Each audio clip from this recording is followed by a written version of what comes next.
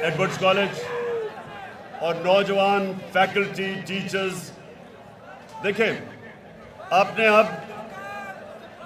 अब बड़े आराम से और इत्मीनान से मेरी बात सुननी है और उसके बाद हम इंशाल्लाह नारे भी लगाएंगे, मेलू को भी याद करेंगे और डीजल को भी। अच्छा देखें, नंबर 1 चीज, सब प्लीज सुने। नंबर 1, जो मुल्क की यूनिवर्सिटीज और कॉलेजेस होते हैं, ये गौर से सुननी है मेरी बात आपने। जो मुल्क की पॉलिटिकल लीडरशिप वो हमेशा उस मुल्क की प्रीमियर इंस्टीट्यूशंस में बनी जाती है। ऑक्सफोर्ड और कैम्ब्रिज सदियों तक इंग्लैंड की पॉलिटिकल लीडरशिप, हर किस्म की लीडरशिप 2 यूनिवर्सिटी से निकलती थी, ऑक्सफोर्ड और कैम्ब्रिज से। जितनी बेहतर तालीम उतने बेहतर लीडर। सो मैं आज आपको लीडरशिप के ऊपर बात करने आया हूं। सबसे पहले लीडरशिप आपको याद रखना होगा, अभी नहीं, कि जो दुनिया की तारीख का सबसे बड़ा लीडर ना कभी आया है ना आ सकता उससे ज्यादा, वो हमारे नबी सल्लल्लाहु अलैहि वसल्लम थे। कभी भी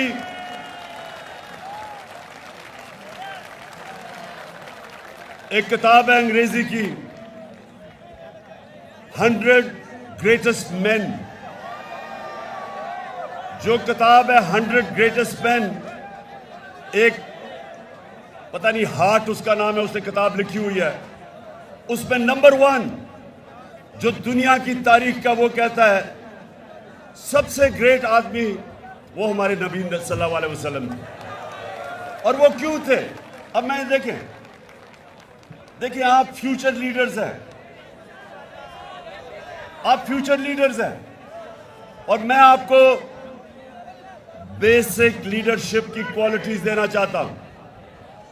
और आपने अभी नारे नहीं मारने, क्योंकि ये तो जलसा हो गया। मैं तो सोचा था कि मैं आपको तरबियत करके जाऊंगा यहां से। सो देखें, सुने जो हमारे नबी सल्लल्लाहु अलैहि वसल्लम ने पहली चीज मदीना के अंदर की, वो थी रूल ऑफ लॉ, कानून की बालादस्ती, इंसाफ, अदल। ये बुनियाद रखी थी उस माशरे की जिसने चंद ही सालों के अंदर 2 सुपर पावर्स को, रोमन एम्पायर और पर्शियन एम्पायर को गिरा के कई 100 साल तक मुसलमान दुनिया की सुपर पावर रहे और उन्होंने दुनिया की इमामत की। तो उसकी जो बुनियाद रखी गई थी वो रूल ऑफ लॉ पे थी। और रूल ऑफ लॉ मैं आपको समझा दूंगा क्या होता है। रूल ऑफ लॉ होता है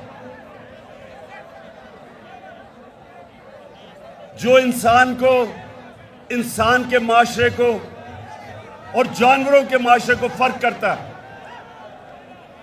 जानवरों के माशरे में रूल ऑफ लॉ नहीं होता, माइट इज राइट। जिसकी ताकत वो कानून के ऊपर, और कमजोर के लिए कोई प्रोटेक्शन नहीं होती। जानवरों के माशरे में, इंसानों के माशरे में हमेशा कानून के नीचे सब होते हैं, कोई कानून से ऊपर नहीं होता। तो जब एक कुरैश की लड़की ने चोरी की और वो लोग आ गए हमारे नबी सल्लल्लाहु अलैहि वसल्लम को, कहते कि वो कुरैश की लड़की है, इसको सजा ना दें, तो उन्होंने कहा कि अगर मेरी बेटी भी चोरी करती तो उसको भी मैं सजा देता, कोई कानून के ऊपर नहीं। और फिर एडवर्ड्स कॉलेज। फिर सेकंड चीज ये याद रखें कि difference between a civilized society and a barbaric society is one, जिसको हमारे नबी सल्लल्लाहु अलैहि वसल्लम ने कहा कि तुम्हारे से पहले बड़ी कौमें तबाह हुई। जब एक कमजोर चोरी करता था तो वो जेल में, लेकिन जब ताकतवर चोरी करता था तो उसको पकड़ा नहीं जाता था, उसको एनआरओ मिल जाता था। 1500 साल पहले उन्होंने कह दिया। अभी अभी अभी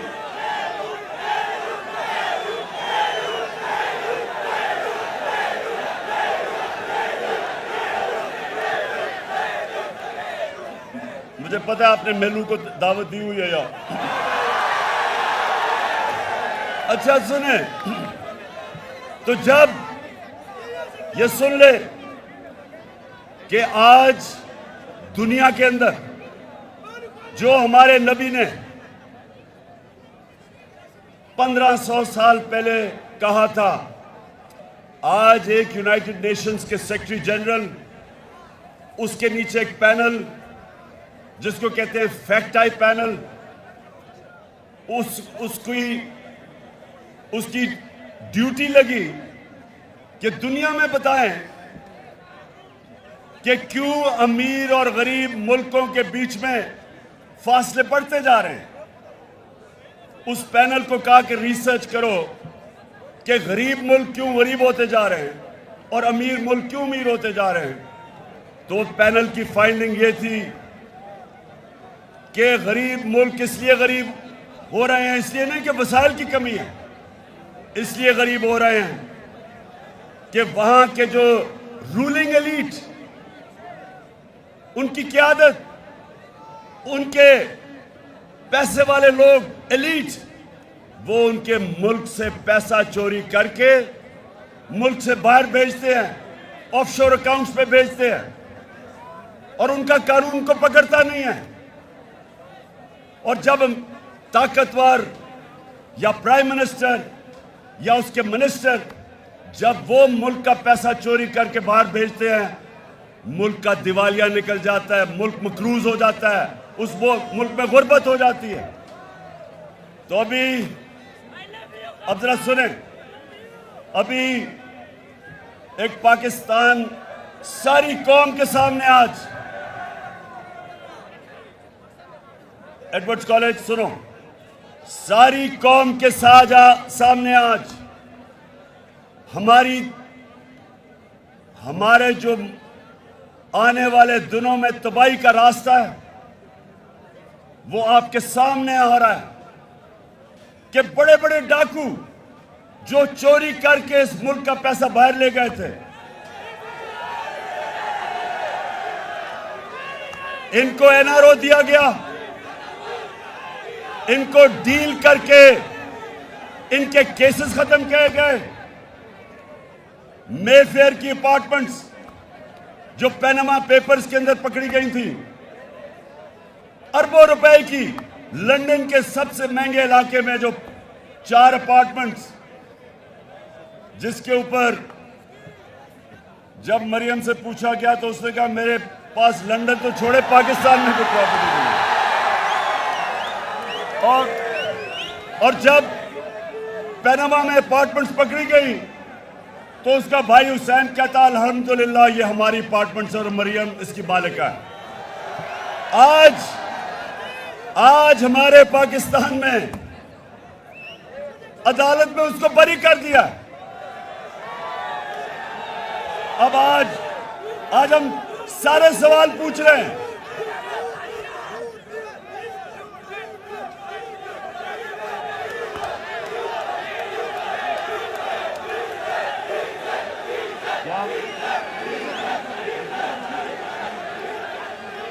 डीजल ने नहीं बरी किया, अदालतों ने बरी किया है।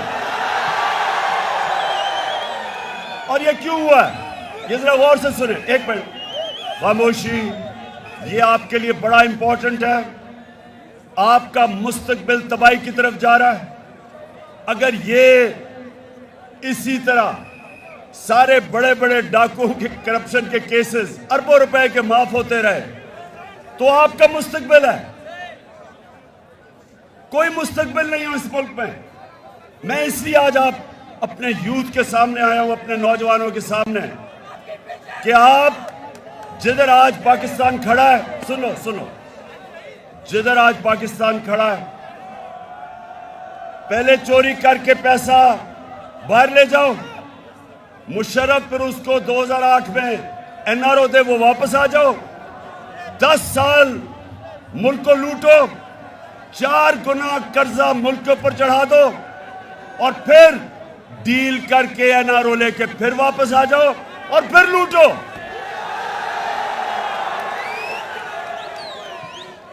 किसी भी मुल्क में जब ये होता है, कोई मुस्तकबिल नहीं है उस मुल्क का, क्योंकि मुल्क मकरूज हो जाता है। ये लोग इनके बच्चे अरबोपति बन जाते हैं। अब इन्होंने जो एनआरओ लिया, ये सुने एडवर्ड्स कॉलेज, 1100 अरब रुपया, 1100 अरब रुपया जो इस कौम का चोरी हुआ था, वो माफ हो रहा है, वो सब माफ हो रहा है। चंद सौ लोगों की जेब में, चंद सौ लोगों की जेब में 1100 अरब रुपया चोरी का जाएगा और कौम आज पाकिस्तान की बदतरीन महंगाई में डूब रही है। कौम नीचे जा रही है, कर्जों में डूब रही है, महंगाई में डूब रही है, इकोनॉमी नीचे जा रही है और ये थोड़े से लोग 1100 अरब रुपया इनकी जेब में गया। इसलिए मेरे पाकिस्तान के नौजवानों, सुन लो, स्टूडेंट्स, आपका मुस्तकबिल अगर ये होता रहा, इस मुल्क में कानून इन्होंने क्या बनाया है, ये सुने जरा। 2 चेंजेस किया है इन्होंने कानून के अंदर। एक चेंज किया है कि कोई बाहर से इंफॉर्मेशन आए, मसलन किसी का पैसा बाहर पड़ा हो चोरी का और बाहर से पैसा आए, तो वो एडमिसिबल नहीं है। इसका मतलब कोई इंफॉर्मेशन बाहर से आए, इन्होंने कानून पास अपने आप को बचाने के लिए किया है कि वो एडमिसिबल नहीं है।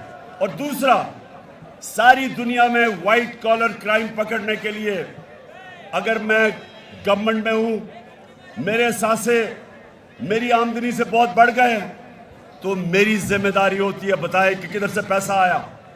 इन्होंने वो कानून चेंज कर दिया।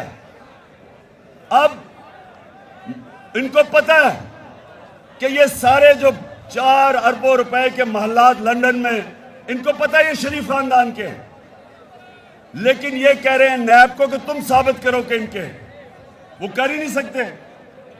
इसका मतलब कि व्हाइट कॉलर क्राइम पकड़ी जा ही नहीं सकती।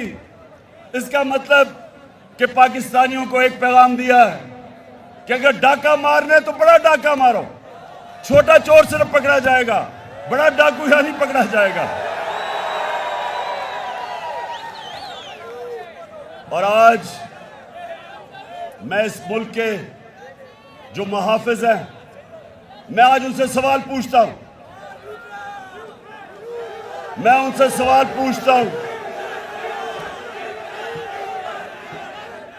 कि क्या अगर डाकू एक घर को लूट रहे हो तो क्या चौकीदार कह सकता कि मैं न्यूट्रल हूं?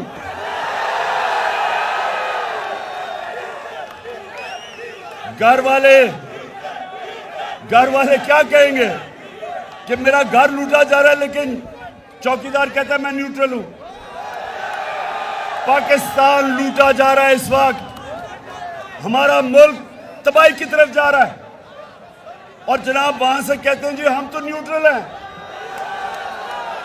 मैं इनसे ये पूछता हूं कि अभी जो प्राइम मिनिस्टर ऑफिस के जो ऑडियो लीक्स हुई हैं, ये गौर से सुने, इसमें खैर एक दो तीन चीजें सामने आ गई। एक तो ये कि अभी भी पेट नहीं भरा, अपना एनआरओ लेके अभी भी अपने दामाद को मरियम पैसा बनाने की कोशिश कर रही है। उसके लिए हिंदुस्तान से मशीनरी इंपोर्ट करने की बात कर रही है, जो बैंड है, पैसे बनाने के लिए। और फिर शहबाज शरीफ कह रहा है कि फिक्र ना करो, अभी ये मुजरे में साग डाल आएगा, पैसे बन जाएंगे। ये लीक्स में है। लेकिन प्राइम मिनिस्टर ऑफिस की अगर सिक्योरिटी ब्रीच हुई है तो इसका मतलब कि हमारे दुश्मनों के पास हमारा सेंसिटिव इंफॉर्मेशन चला गया है। कौन जिम्मेदार है इसका? एरिस्टोटल ने 2500 साल पहले, एडवर्ड कॉलेज सुनो, बहुत बड़ा स्कॉलर था ग्रीक, एरिस्टोटल।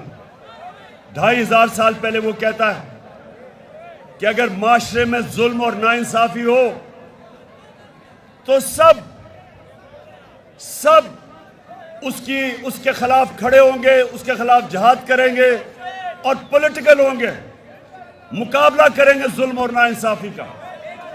उसके बाद हमारे अल्लाह ने कुरान में हमारे लिए जिहाद फर्ज की। जिहाद क्या है? जुल्म का मुकाबला करना, नाइंसाफी का मुकाबला करना। जो माशरा जुल्म और नाइंसाफी के खिलाफ नहीं खड़ा होता, उस माशरे में और भेड़ बकरियों में कोई फर्क नहीं होता। हुक्म है ऊपर वाले का कि इस तरह की जब नाइंसाफी हो तो सब शहरी उसके सामने खड़े हो, और जब आप जुल्म का मुकाबला करते हैं, जुल्म खत्म हो जाता है। जब जुल्म के सामने सर झुकाते हैं, माशरा तबाह हो जाता है। जैसे ही पिछले 5 महीने में जब से ये इंपोर्टेड हुकूमत आई है, रुपया 33% गिरा है। यानी अगर आपके बैंक में 100 रुपया था तो वो सिर्फ 67 रुपया रह गया। और अगर आपके पैसे बाहर पड़े थे डॉलर्स में और लंदन में और ऑफशोर अकाउंट्स में, तो पाकिस्तान के लिहाज से 33% आपकी आमदनी में इजाफा हुआ है। तो यहां लोगों की दौलत में कमी, उधर इजाफा। और हम अगर ये चुप करके कहेंगे जी हम तो गैर सियासी है, तो फिर जो भी मुश्किलात जुल्म इस माशरे पे होते रहेंगे, हम जिम्मेदार हैं उसके। तो इसलिए आज सबके एडवर्ड्स कॉलेज, ये याद रखना आज मैं जो कह रहा हूं कि इंशाअल्लाह मैं सारी कौम को तैयार कर रहा हूं, कॉल दे रहा हूं इस इंपोर्टेड करप्ट हुकूमत के खिलाफ।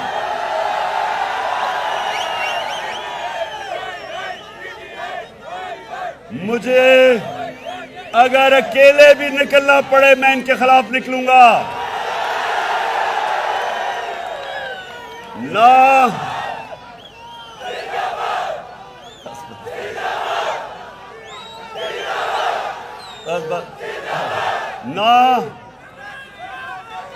ना मुझे अपनी सारी कौम को कहना चाहता हूं कि अगर मुझे किसी चीज का खौफ नहीं, ना मुझे जेल का खौफ है, ना मुझे अपनी जान की कुर्बान करने का खौफ है, कौम को भी नहीं होना चाहिए। क्योंकि हमारा जब अल्लाह से आप दावा करते हैं ला इलाहा इल्लल्लाह, कि नहीं है कोई सिवा अल्लाह के, कोई खुदा अल्लाह के सिवा नहीं है, किसी के सामने नहीं झुकते सिवाय अल्लाह के, आपके अल्लाह खौफ दूर कर देता है।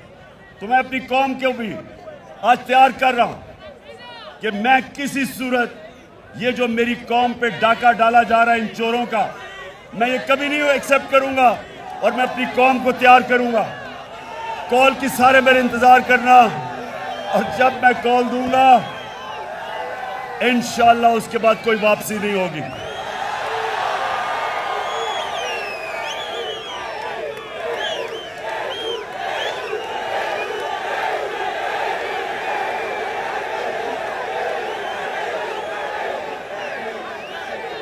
अच्छा, आखिर में एडवर्ड्स कॉलेज, मैं चाहता हूं कि आप मेलू को भी दावत दें और डीजल को भी। डीजल से पूछे, डीजल से एक सवाल पूछे कि अल्लाह तो हमें वाज़े तौर पे कुरान में हुक्म देता है अमर बिल मारूफ, अच्छाई के साथ खड़े हो और बुराई के खिलाफ खड़े हो, तो तुम डीजल साहब चोरों के साथ कैसे खड़े हो गए हो? और मेलू से पूछो कि मेलू तुम्हारा तो जो बड़े थे वो बादशाह खान था, एक बड़ा लीडर था, तुम ये किधर जाके एक मुजरिम, एक सजा याफ्ता नवाज शरीफ के चेले बन गए हो? पूछे उनसे।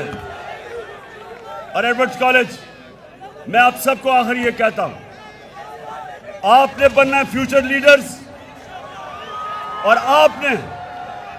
आपने हमेशा इंसाफ के साथ खड़ा होना है, जुल्म का मुकाबला करना है, हमेशा आपने अच्छाई के साथ, अमर बिल मारूफ, अच्छाई के साथ खड़ा होना है और बुराई के खिलाफ जहाद करनी है। पाकिस्तान जिंदाबाद।